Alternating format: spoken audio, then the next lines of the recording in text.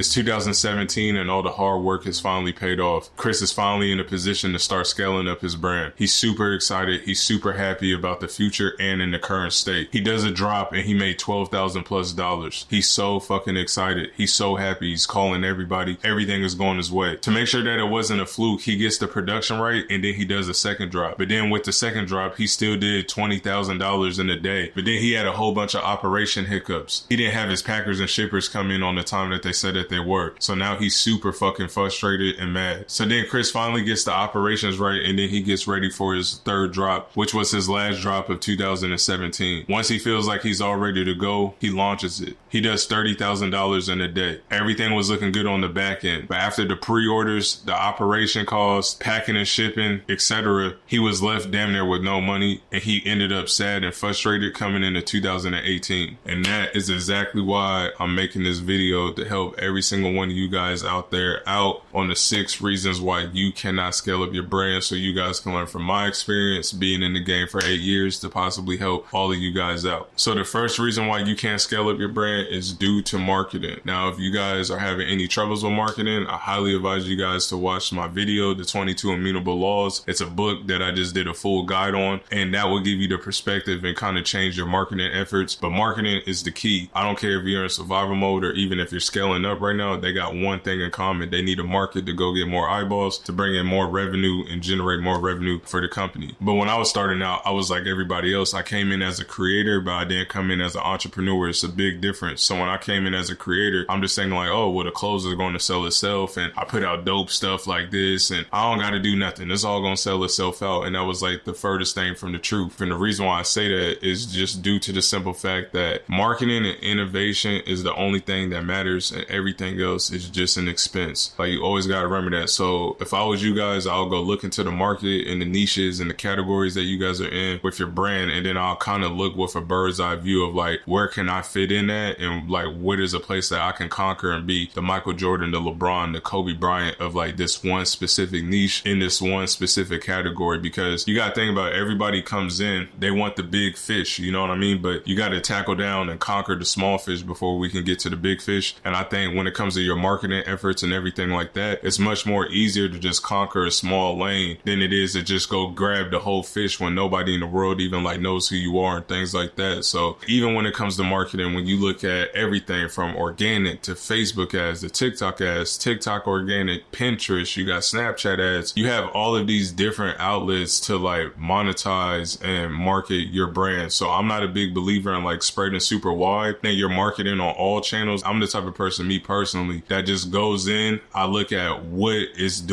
suiting best with my brand. And for some of y'all, that might be Snapchat. For some of y'all, that might be TikTok. Some of y'all, that might be IG or whatever. Some of y'all might just be Facebook ads. But whatever it is, it's like, that's what I'm doubling down on. Like, my life depends on it. Because at the end of the day, it's like, you don't want to spread yourself wide and build a bunch of trailer parks. I'd rather just go deep on like 1 to 2 platforms, and then we just build an Eiffel Tower with that. And then we're just pissing out money. So always remember that marketing is the number one reason why you can't scale a brand. Let's get into number 2. So the second reason is because of sales. So basically, let's just say that you're marketing, but then you're not bringing in no sales. You always got to remember that there's 3 reasons why nobody is buying your brand. It's either the product, it's either the price, or it's the person. But if we're not getting any sales, then it's obviously the person, and we're marketing to the wrong audience. Or even if it is the right audience, I'm a big believer that you probably not have warmed that person up with likability and with trust, and that comes over time. You gotta remember, it takes the average person 6 times to see something before they even buy into it. So are you communicating with that person on the back end? Are you communicating with that person even on the front end?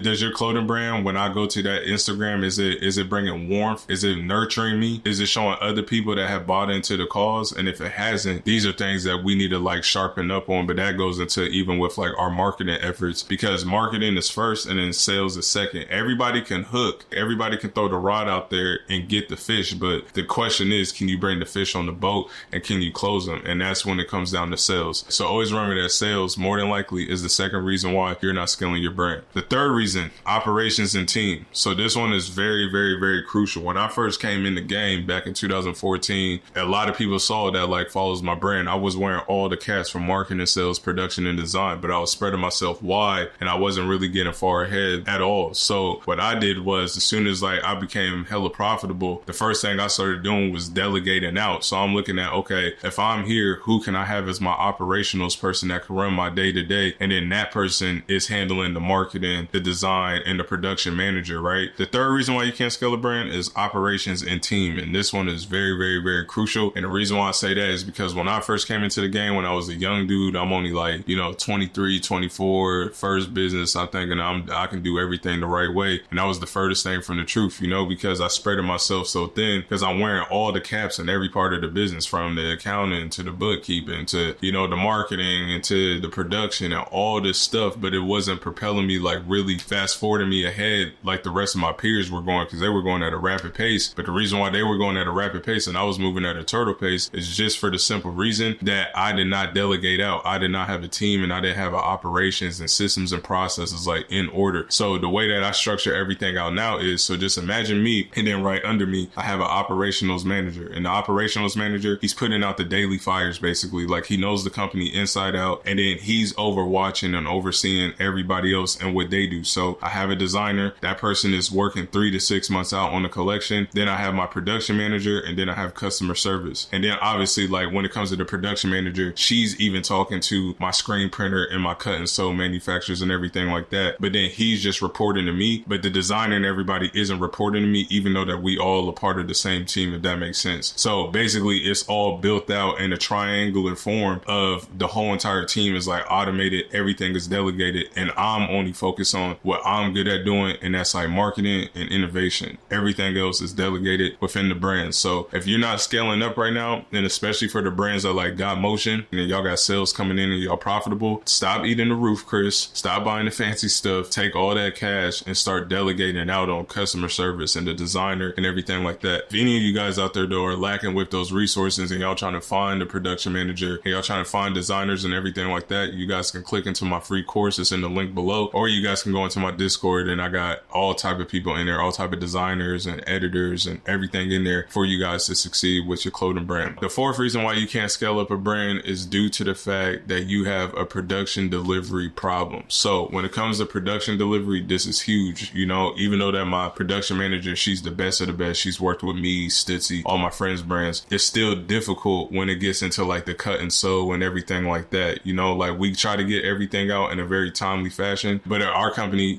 personally, we pre-order and stuff. But even at the pre-order, it's like the only way that you can successfully run a pre-order drop is if you have that production line like really intact and in order. And it's a trust thing. You got to have trust from the manufacturer that they're going to ship your shit in a timely fashion. You got to have trust from even your local screen printer that he's going to ship out your stuff in a timely fashion. But for us, this was always like kind of like our biggest weakness, from dealing with like the sneakers and getting fucked over by a manufacturer back in the day. It's always been like this peak and valley thing with us when it just comes to like the production delivery. But that's my weakness. You know what I'm saying? I don't want that at all for you guys. I want to see every single one of you guys succeed with your brand. But that's probably a big bottleneck on why you guys aren't scaling with your brand, is simply because of production delivery. The fifth reason why you cannot scale your brand is because of financials. Now, I always tell every single person that works with me one-on-one where they should set the profit margins at and stuff like that. And I'm a big believer that you should be aiming 80% gross margin. The reason why I say everybody should be aiming for an 80% gross margin, let's break it down. Let's just say the t-shirt costs $5.50. That's after the blank, the bag tag fold, and obviously like the graphic on the t-shirt, right? You need to be selling that bad boy for at least $35, because once you add in operations, once you add in shipping supplies, and once you add in marketing costs, once you add in all of these things, now that 80% has probably dropped down to like a 35 to 50%. You get what I'm saying? So now it has dropped down to a 35 to 50%, right? So now let's just say you made $100,000 on Shopify and a drop, and you super excited, and you sold the shirt for $35, and all the tees cost you only just $5, right? $5.50. So now when I'm looking on the Shopify dashboard, and when I see that $100,000 in total sales, I know for a fact, if you listen to everything I just told you to do on what the price of that and off the unit cost we're getting in that, I know for a fucking fact that you're walking away with anywhere between $35K to $50,000 in net profit. So now we don't gotta go look outside for outside capital and investors and stuff like that, because now the profit margin is so big that you can stack on top of that. You're only paying yourself probably 5 to 7% of that net profit, and then the rest you just stacking. So then you go do 2, 3, 4 more drops. Now you already have 6 figures in the bank, and now you don't really gotta look outside for outside capital and things like that. that. But when I was starting out, I was all fucked up. Like, I'm trying to be everybody's friend. I'm undervaluing myself. I'm over there selling t-shirts for like sometimes $8, another t-shirt over here for $16, another one over here for $26. But my margins was only 20-30%. But if I'm over here making $10,000 in sales, I'm really only walking away with 2 to 3K. You know what I mean? So always make sure that you have everything at a premium price. And also too, so you don't fuck up your financials, make sure that every single one of you guys go get an accountant or a bookkeeper. Like, starting out, that is key. I don't care if you guys are doing $100 a day, $1,000 a day, $1 million, whatever. Wherever you guys are at right now, make sure that you guys are getting a bookkeeper, because that shit is so crucial. Because as a business owner, you wearing all these different caps at times, right? Sometimes you might have to jump into marketing. Sometimes you might have to jump in the production side of everything. And that's what you have to be just as the leader at times, right? But you can get lost in the sauce on just your spending. And that was one of my biggest downfalls. And that's the reason why I couldn't scale. One is with the financials is because of the price that I was selling the products at. And then two, my finances wasn't even in order because I was lacking on keeping track on everything. So that is the fifth reason why you probably out there cannot scale your clothing brand. And let's get into the last one, which is mindset. And I put the mindset at the end because a lot of people overlook everything and they look externally at all these problems like we just talked about, from marketing, production, sales, operations, and teams. It's all of these things, but that's outside of us. But the real question is like, what's within you? So a lot of people, like, they overlook the mindset part. But if you coming into this with the wrong mindset, or if you put in a cap on yourself, I think that can really plague you. And when I was starting out, I won't keep it 100 with you guys. Like, I knew that I was good. I knew that I was the best, but internally there was a lot of limiting beliefs that like kept me at a certain level. Like, but it's real easy to go get millions of dollars off of clothes. It's really easy to go be a billionaire. You know what I'm saying? Obviously, I live by the quote, we always need a divorce from the result and just embrace the craft, meaning that we can't control the output, right, of becoming a millionaire or having our brand become a 7-figure brand and stuff like that. But you can for sure 100% control the input of it. What are you doing on the day-to-days and stuff like that? So a person like me, when I was first starting out, I always knew that I could go big with it, but I always had these nasty, dark, limiting beliefs within myself, like on how big I can really take it and how far I can really go. I know a lot of people out there that don't have the best brands in the world, but their imagination and their mindset is so big on that they can have it all, that's exactly what they're getting. They're getting literally all of it. You know what I'm saying? Like 300, 400,000 followers, like the whole thing. So my whole thing is like, don't put a cap on yourself. Like, you're an opulent human being. Everything is opulence. Like, you are abundant and you can literally have like it all. Like, no fucking joke. So those will be like my 6 reasons why you cannot scale your brands. I hope you guys enjoyed this video, and I'll see you on the next one. And like I said, always embrace the craft and divorce from the result.